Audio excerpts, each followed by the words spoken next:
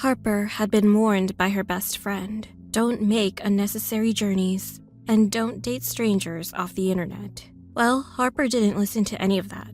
She was spontaneous, she was impulsive, and she met the perfect guy on Tinder. Who knew a human's bite could be so dangerous? She had been dating him for a year now. He was the man of her dreams, the perfect gentleman. He was also a big foodie like her, always whining and dining her the way that she deserved. On that particular weekend, they wanted to keep things low-key. Steve's family had a cabin up in the Smoky Mountains, and that was their favorite spot for staycations. She even packed a little surprise. She had the sense that this trip was going to be special. Who knows? Maybe he'll pop the question while they hiked. Everyone had told them to cancel their trip. But Steve was a seasoned hiker, and he knew the Smoky Mountains well. But something was different. An area that had seen a handful of disappearances in the last decade was suddenly seeing one every few weeks. First, they had heard on the news that 2 young tourists never made it to their checkpoint. A search party went out, but they were never found. Soon after, it was a man on his own taking a solo trip.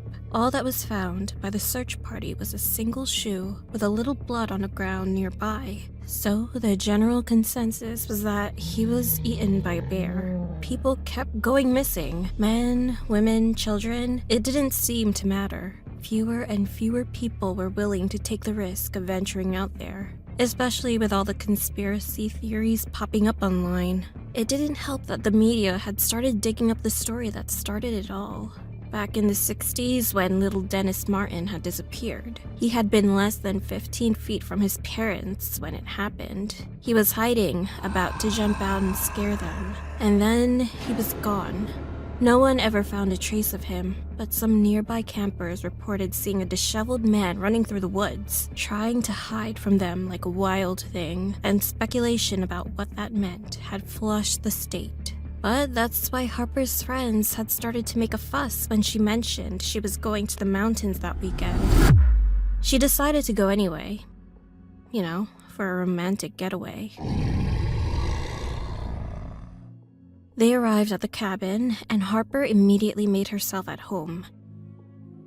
They were there just a few weeks ago, so everything was right where she left them.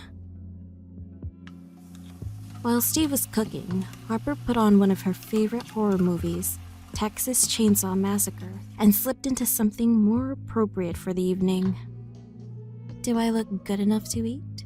Steve had cooked a lovely steak dinner, and they were at the dining table, enjoying each other's company over a bottle of wine. So, what do you want to do this weekend? Jacuzzi? Hike? I'm fine doing anything, even just this. All of a sudden, there was a loud bang on the door. What was that? Harper asked, frightened. Probably a wolf. We are in the middle of nowhere after all. Don't mind it. Harper was concerned. She lost her appetite. The added sound effects of the movie's chainsaw and screams made her paranoid. Relax. Here, let me pour you another glass. Cheers to the weekend, my dear. Harper woke up groggy. When she opened her eyes, Steve was gone. She didn't remember falling asleep.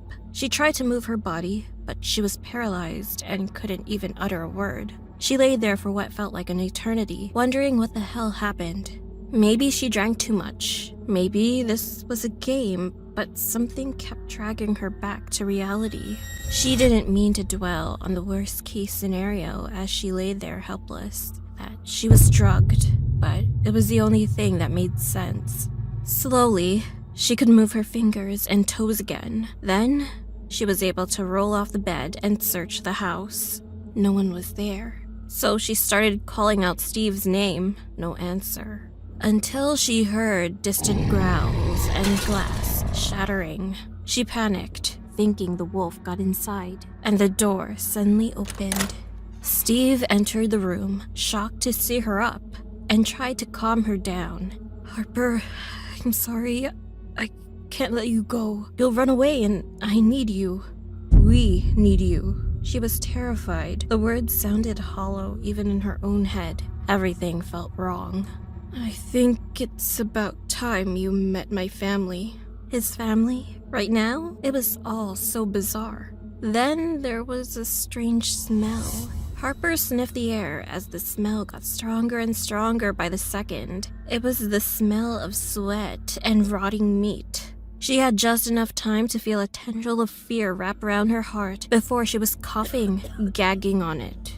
I was hoping it wouldn't come down to this, but my dad, he hasn't eaten in weeks. Tourist numbers are down, and you're all we have. In an instant, Steve grabbed her.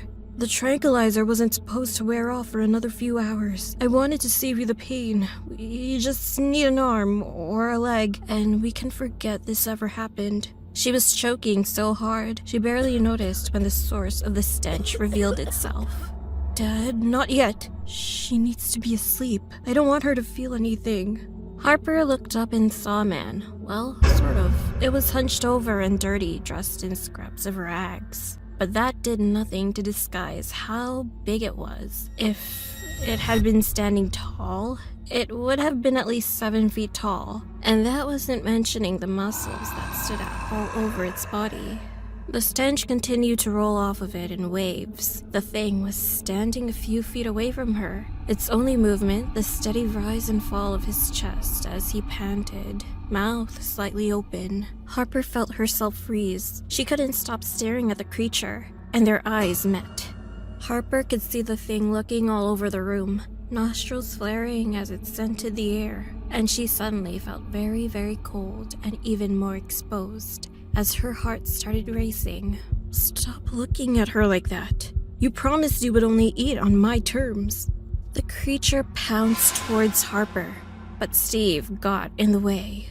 In an instant, the two were fighting. Harper watched as Steve's dad tackled him to the ground with superhuman strength. Then it bit his neck and started feasting. Harper wanted to puke, but she knew this was her only chance at survival. She managed to grab the tranquilizer and sneak out the room. She found the car keys, her purse, and made her exit. But as she grabbed the front door knob, she heard the dad. It was crying hysterically as it ran towards the door, its face drenched in blood.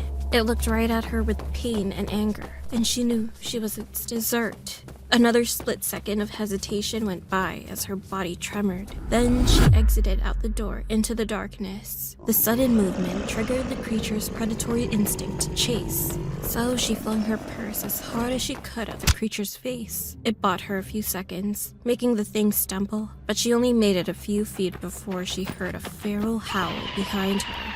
Harper tried to tune out everything as she ran towards the car. She wasn't a track star, but it turned out that raw terror could be extremely motivating. She was so focused and almost at the car that she didn't even notice the tree stump until she was tripping over it. Her body twisted in midair, all that momentum being converted, and she hit the ground hard. A grunt escaped her, along with all of her air. And for a moment, she felt like she couldn't get her lungs to cooperate and fill back up. That moment was all the creature needed. It pounced on top of her, reaching out with strong, gnarled fingers, grabbing whatever it could, and putting all its weight on top of her. Harper's face was still pressed into the dirt, so she felt, rather than saw, as the monster got closer to her flesh, snarling and snapping, hot drool dripping down to her skin. No. She thought, I am not getting eaten, not happening. She managed to pull the tranquilizer out of her pocket and stab it. It yelped in pain, then opened its mouth and bit down on her arm. The thing's teeth were dull, like a normal human's, so it took a massive amount of force for it to tear into Harper's arm, which was excruciatingly painful.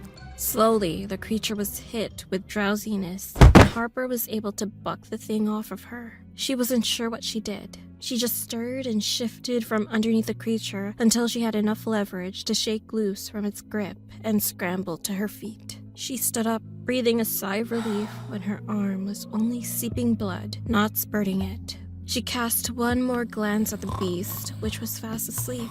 Then she noticed the chainsaw next to the tree stump. In an instant, she grabbed the tool and turned it on. She cut off the creature's leg.